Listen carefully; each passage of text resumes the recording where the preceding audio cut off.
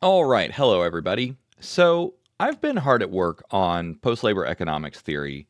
If you don't know, I'm working on a book as well as a business with Julia McCoy. We've been talking pretty much every day for the last few weeks. And I've also been conducting a lot of interviews for this book. Now, the working title of the book that we're working on is called The Great Decoupling. So, with all that being said, here is my current work on a post labor economics manifesto. So, this is published over on my Substack. So TLDR, there are 11 policy proposals that I am going to go through and explain it to you. And I'm just going to use the article as my slide deck. So, number one, push all decisions to the lowest effective level, which is called subsidiarity. By decentralizing power, both economic and political power, as much as possible, you're going to create more efficient markets that are also going to be better for individuals. Now, one thing that people often overlook or don't realize is that after the Roman Empire collapsed, nutrition and local economics actually went up dramatically around the empire. So that was the transition from empire to feudalism. Now, I'm not saying we should revert to feudalism, just my point is that subsidiarity works. And we've got plenty of other examples later in the article. Number two is radical transparency by default. So, more information makes more efficient markets, but also information asymmetry is one of the ways that people are exploited and misdirected and so on and so forth. Basically, democratization of information is good. TLDR, very simple principle. Number three, end the socialization of private risk. So you probably have heard things like too big to fail, and another way of looking at it is socialism for corporations, but capitalism for everyone else.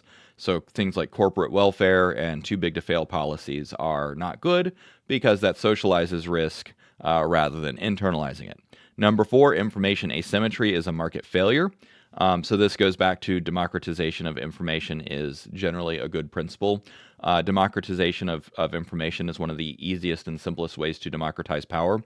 And for instance, this is why the SEC requires public filings for public corporations. But instead of, for instance, Freedom of Information Act, if information is not classified, it should be public by default, and not just public by default, but easily accessed by default. So fewer barriers to getting information, specifically from the government, but also corporations. And the larger a corporation, the more information should be required to be public. And oh, by the way, this should apply to all politicians as well. Number five, local ownership maximizes efficiency. So again, this kind of pairs nicely with the other concept of subsidiarity. So not just local ownership, but decentralized ownership. And this is not socialism. I'm not saying ownership by the state. Ownership by the state is not good. Private ownership is the way to go. Number six, minimize intermediaries between value creation and capture. So in this case, I create content on the internet and I either have one broker, such as YouTube, that will handle the subscriptions or Patreon, or people can subscribe directly. So there's very few intermediaries. Now, YouTube certainly takes its cut. They take something like 50% of ad revenue, which is why a lot of people are abandoning YouTube, and I actually considered not coming back. Anyways, moving on. Number seven, economic power must remain competitive. Basically, this is against regulatory capture. No entity should grow large enough to escape market forces or shape its own regulatory environment. Trust busting, that sort of thing. Number eight, align incentives with outcomes. Those making economic decisions must directly experience their consequences rather than externalizing them. An echo of the previous one. Number nine, decentralize power by default. Power naturally concentrates unless this is prevented, so systems must be designed to maintain distribution of power. Number 10, prioritize automation of human labor. So this is going to be my most controversial point, which is basically that the dislocation of human labor through creative destruction or labor substitution is necessary and good.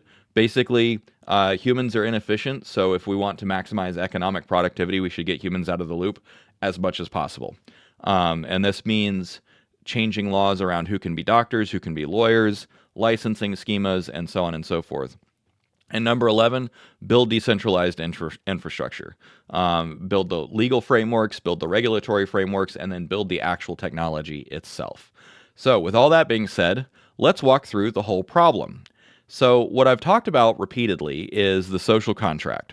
So the social contract basically is the way that society is organized. And the way that society has been organized for about the last century or so is is that there was a three-way relationship between business, labor, and government. Now, under embedded liberalism, under the New Deal, basically government was there to mediate between business and labor. There's some very dramatic stories of both FDR and Teddy Roosevelt, the trust busters, the New Deal, for God's sakes, try something, and so on and so forth. Now, that went into effect in the 30s. As FDR was wrangling with the Great Depression. Then we had, unemployment was still like in the upper teens, I think, when at the beginning of World War II. And then at the end of World War II, unemployment was at 2%. And so everyone's like, wow, this huge injection of, government taking out debt and, new technologies, this was great. So embedded liberalism lasted from the 30s until around 1980. When we switched to neoliberalism. And neoliberalism had a whole bunch of characteristics, but neoliberalism has been undermining the social contract, basically taking power from labor and handing it very deliberately, very explicitly to business and government. And now business and government have a two-way relationship, basically a revolving door relationship between the two of them. By the way, I just heard a rumor that Donald Trump is actually going to end that revolving door relationship between business and government, where federal bureaucrats are not going to be allowed to go into industry afterwards. I don't know if that'll work out, but if he does that, great. I'm all in favor of that. So the problem that everyone has is people say, like, what happens if I lose my job? What happens if I, how am I going to make ends meet if I can't work? So that's obviously a problem. But on the other hand, we're staring down the barrel of GDP that's going up, a factor of 10x or 100x over the next couple decades. So if economic productivity is going to go through the roof, how do we make sure that people get those benefits? Because even though GDP has been going up for the last 40 years since neoliberalism was implemented, we, the people, have not actually experienced much of the benefit. Trickle-down economics just doesn't work. Now, when people say, how am I going to take care of myself? How am I going to have a job? Yada, yada, yada. What they're really talking about is economic agency. So economic agency is your ability to influence your economic status. And so I've broken economic agency down into several criteria. Now, you can have economic agency without work if you're independently wealthy, if you've got some sort of subsidized lifestyle. And what I mean by that is if you're on, either disability, welfare, or retirement. Economic agency does not require a job. So how can you measure economic agency? Number one is time sovereignty. Basically, how much free time do you have versus how much time do you have to commit to making ends meet? This can be done as you can look at, you can measure number of free hours you have a week. You can look at number of hours you have to work per week. You can look at the ratio. There's plenty of ways of measuring it. But basically what has happened is between hustle culture and gig work and everything else, the neoliberal expectation is that you're basically maximizing your time, you're optimizing your time for making as much money as possible. And if you're not actively making money, then you should be improving your economic value by learning or, upskilling or something like that. Basically, neoliberalism wants you to just be an economic producer and nothing else. Number two is financial authority.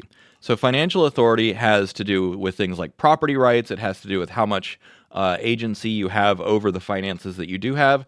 And it also has to do with your ability to influence economic policy that affects you.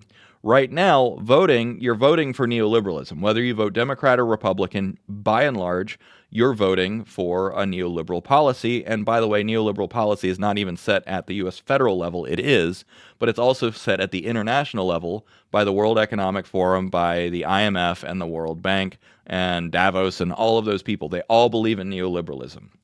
So neoliberalism is the global de facto policy. And so even if you try and vote against neoliberalism, it's not going to work. So you actually don't have as much financial authority on the global stage as we would prefer. Number three, knowledge access. Knowledge is power. It's that simple. I've already talked about this, so I don't feel like I need to reiterate it. Number three, community power. As federal systems become stronger, cities and states kind of lose power. And this goes back to that principle of subsidiarity. Again, we've already covered it, so I don't think I really need to talk about it. But basically, the more power that is distributed locally, generally the better. The next one is mobility freedom. So this is social mobility, economic mobility, and so on and so forth. So this is your ability to physically move, but also your ability to change your socioeconomic status through work. And then finally, bargaining power. So bargaining power is, collective bargaining power, unions. I'm personally not in favor of unions anymore, and I'll explain why. But at the same time, bargaining power is also part of voting power. The ability to, take collective action and say, we actually want to repeal a particular law, or we want to challenge a particular policy, or we want to vote in or out specific people. So that is another form of bargaining power. All right, so now let's talk about the principles of neoliberalism. When you talk about a manifesto or a doctrine, you have to have, underpinning theory, but you also have to have specific prescriptions or recommendations. So in the case of neoliberalism, it came with a litany of policies and recommendations and prescriptions. These policies made sense at the time, and they were successful.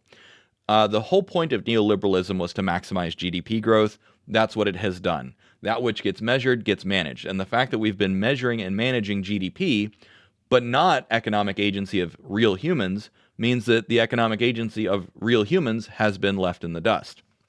So, the principles of neoliberalism, which again, there's a silver lining, it's kind of a mixed blessing. It has worked for maximizing GDP, but it has also undermined economic agency of humans. So, number one is if it exists outside of the market, bring it into the market. Basically, neoliberalism believes in the primacy of the market. Price signals, so on and so forth, efficient market theory. Markets are not perfectly efficient, particularly if you don't actually have choice. This is a well-known thing. We don't need to rehash that. Number two, deregulate everything that constrains capital flows. The idea is maximizing capital flows maximizes the economy, and therefore it's good for everybody. Next one is privatize public goods and services. Privatization basically says, you need to have proper incentive structures. Something needs to actually be profitable if it's meant to work. You can't necessarily privatize all roads and schools and so on and so forth, and people still argue about that. But by and large, a lot of stuff has been privatized and offloaded from government services. This is why healthcare is still private in America, for instance, is we really believe in that principle. Next is reduce all barriers to trade and capital movement. So this is globalization. And globalization is what has enabled multinational conglomerates. For instance, multinational conglomerates, everything from Walmart to Disney to Kraft and everyone else, which is good because on the one hand, you get economies of scale, but corporations don't necessarily become more efficient the larger they are. And furthermore, you end up with corporate hegemony. So, again, mixed blessing. Next one is, this one is the most direct disruption to the social contract, which is minimize labor power through union busting and right to work.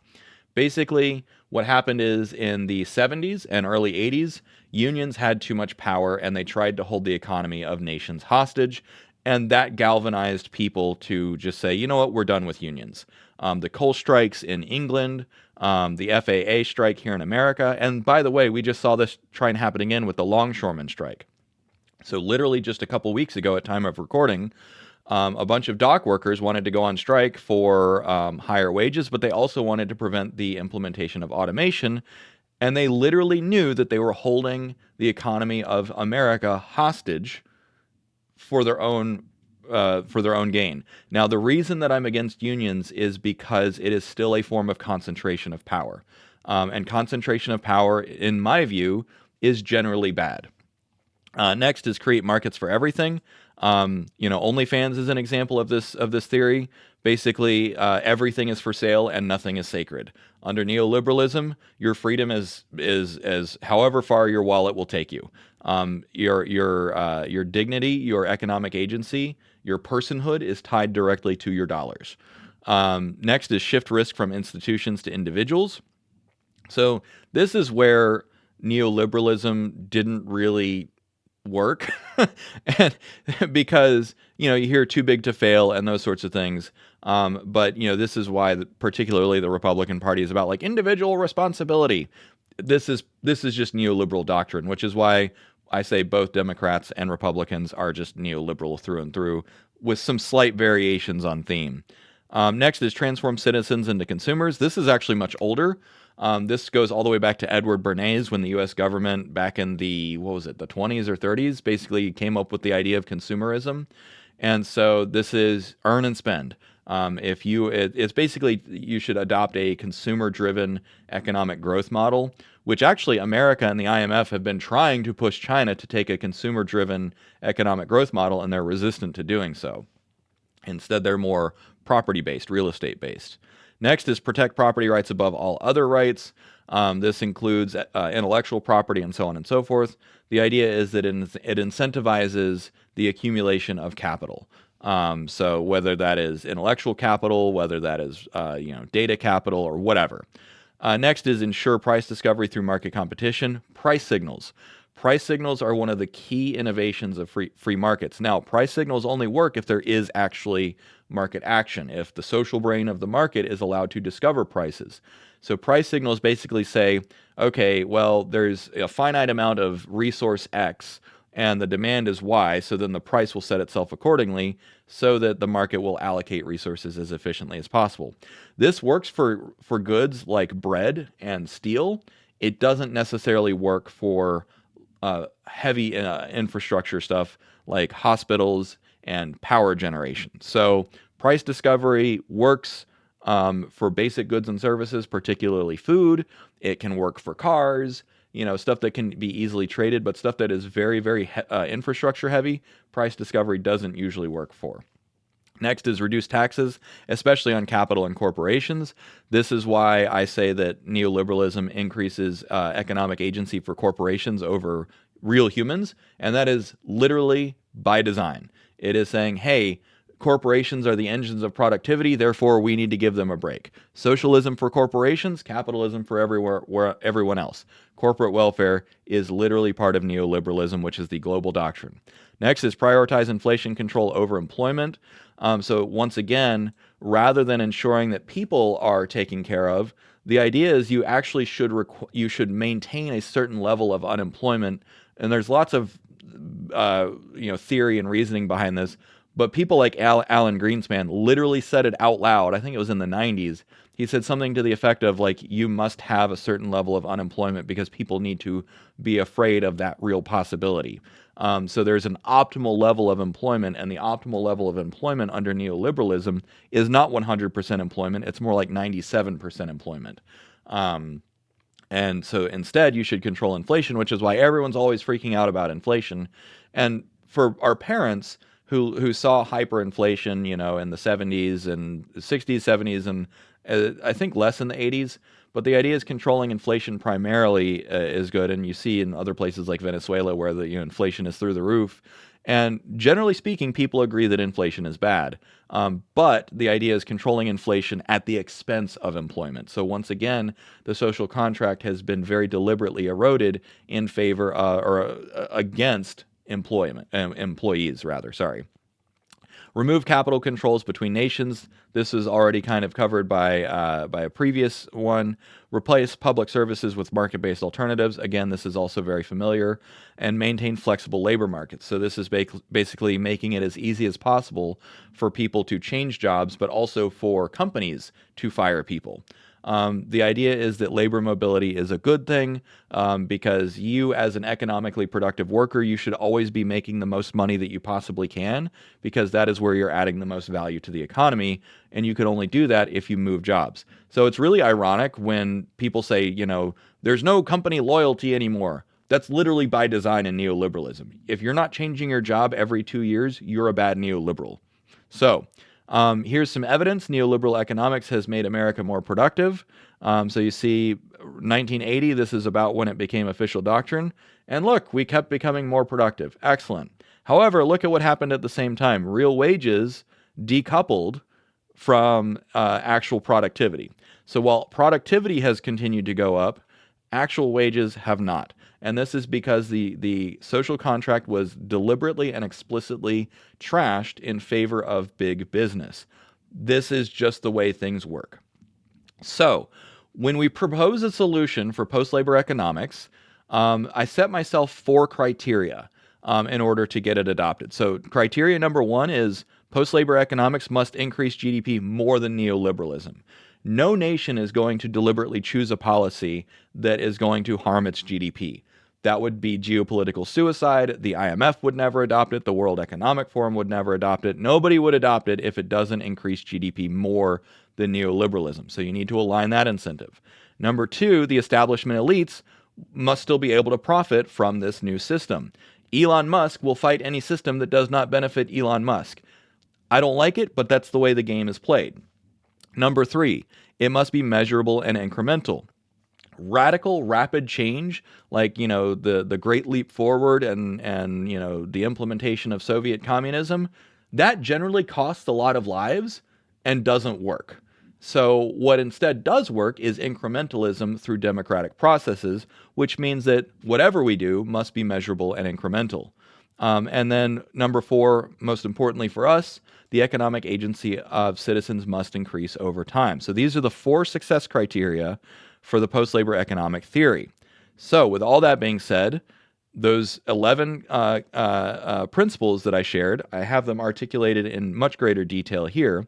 I don't think that I need to, if you want to read them in full, but at a very high level, I already covered why they're beneficial. So let me start to wind down the video by talking about how this PLE policy will, I think, satisfy those 4 criteria. Number 1, post-labor economics will increase GDP more than neoliberalism by increasing market efficiencies and unlocking trapped value.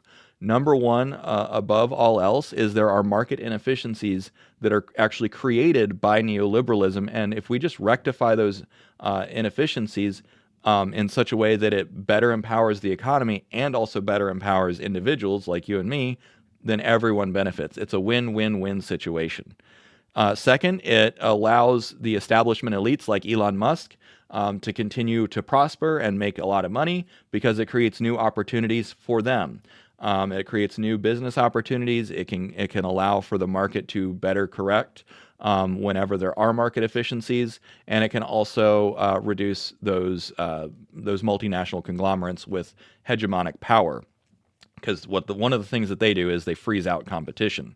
Number 3, everything that I propose in post-labor economics is measurable and incremental. It does not require gigantic rip and replace policies. It is a bunch of heuristics, it is a bunch of principles, and it is a bunch of prescriptions that can be implemented at a local level, at a state level, and at a federal level, and it can be implemented and tested slowly. And finally, and most importantly, it increases citizen economic agency over time because it prioritizes decentralization. Where neoliberalism said that market primacy was the number 1 policy, post-labor economics says that decentralization is the number 1 policy.